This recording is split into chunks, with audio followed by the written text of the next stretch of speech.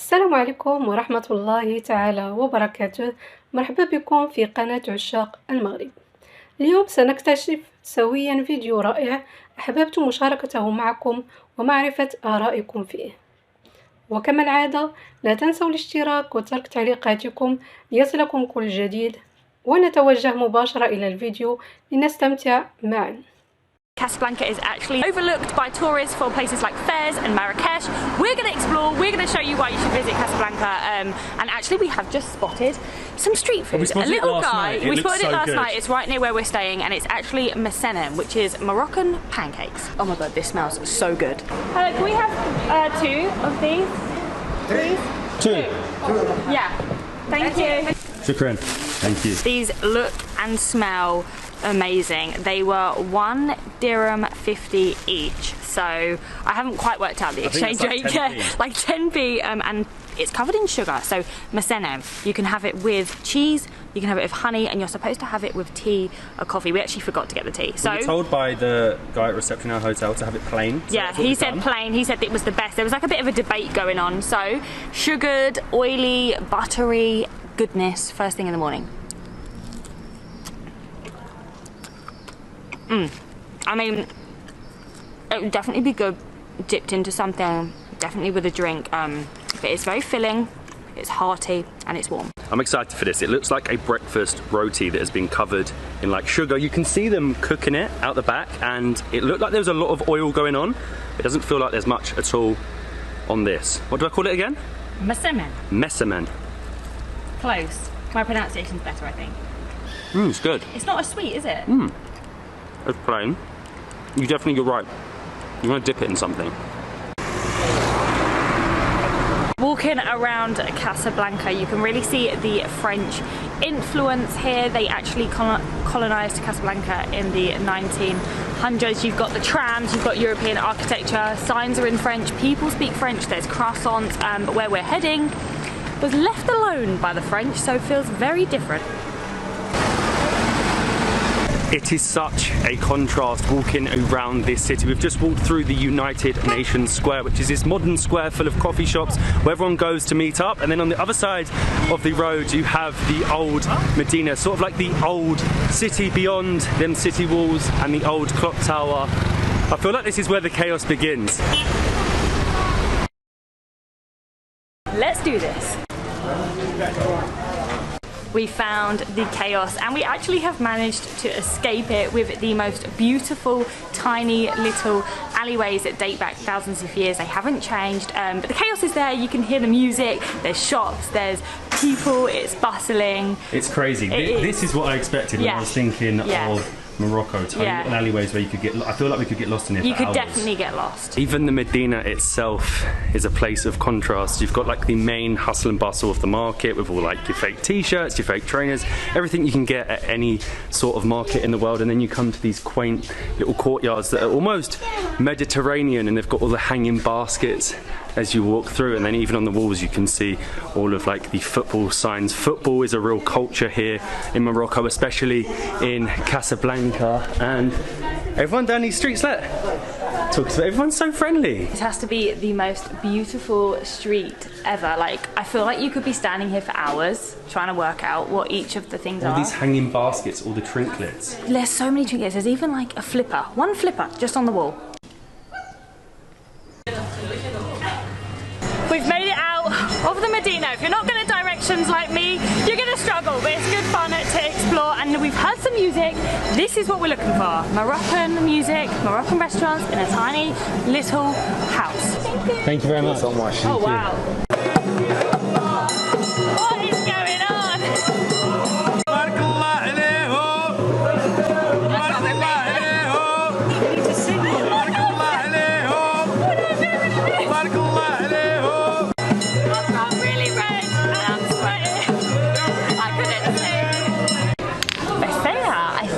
That is cheers in Moroccan, but we have come into La Scala. This is where the music, this is where it was happening, and this is an 18th century old fortified bastion. It's a mouthful. There's a beautiful courtyard. It's brickwork. There's tiles everywhere. We have some olives, obviously. We have bread, and we have some traditional Moroccan food on the way.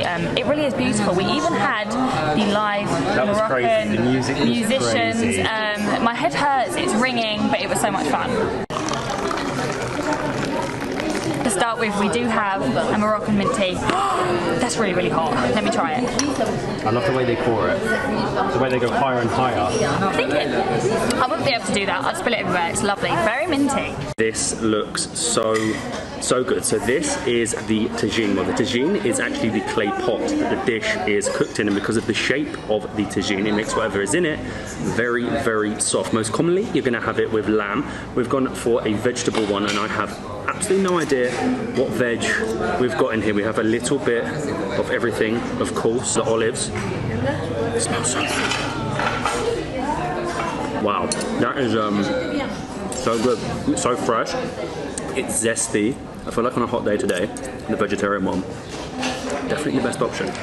This has to be the most visually, colourfully appealing food ever. I love it, and I also got kind of like, because it's brunch time, I got a couple of Moroccan breakfast options. So I got the Moroccan pancake or crepe assortment. So I actually have beguia. Now beguia is like a type of pancake. It has all of these like fluffy little holes in it, and we also have mesamem, which we tried this morning. This is the beguia. Can you see? Do you see what I mean? I love how you can watch the ladies just cooking it outside as well. Yeah, just cooking, flipping it, and it's covered in honey. So this will be very, very sweet. Let's try it.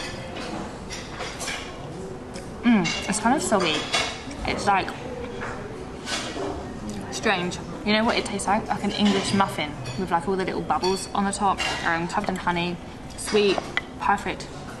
With a tagine, probably not.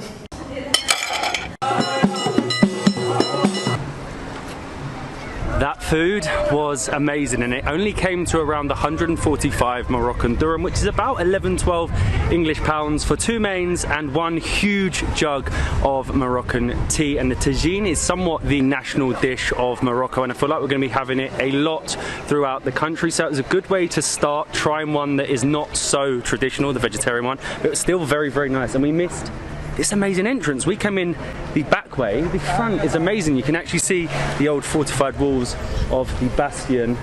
Such a cool restaurant.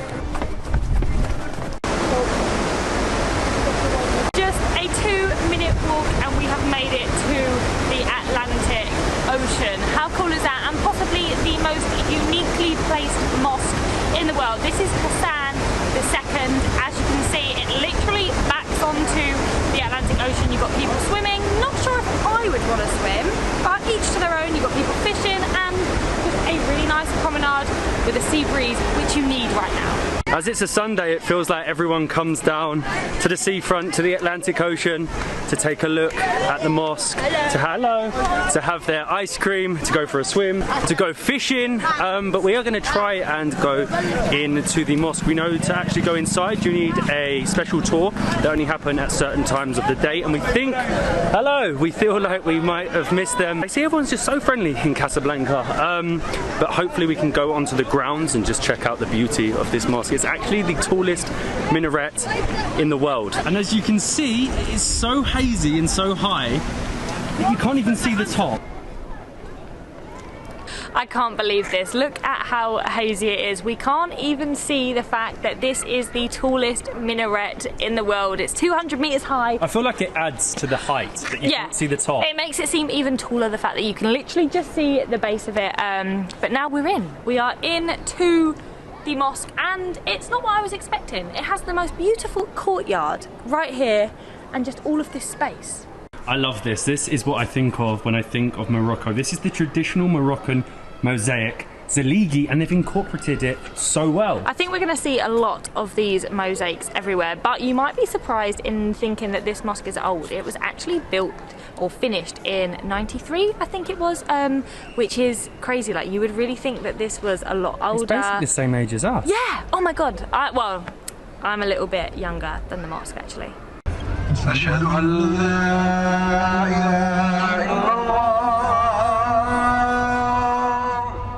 You can actually only access the grounds like this without an organised tour at certain hours, so check the website. I'm not too sure when you can do it. We got very lucky today, but I think it's around 130 dirhams if you want to do the tour, so around 10 English pounds. And this place is just so magnificent. The size of it, the fact that today is so hazy that you can't see the top of the minaret. It costs hundreds of millions to build, and there are sort of conflicting reports about the size of this mosque. Some say it's the third biggest in the world, some say it's the fifth biggest, and some say the seventh biggest, but it is definitely, I think, the second biggest in all of continental Africa.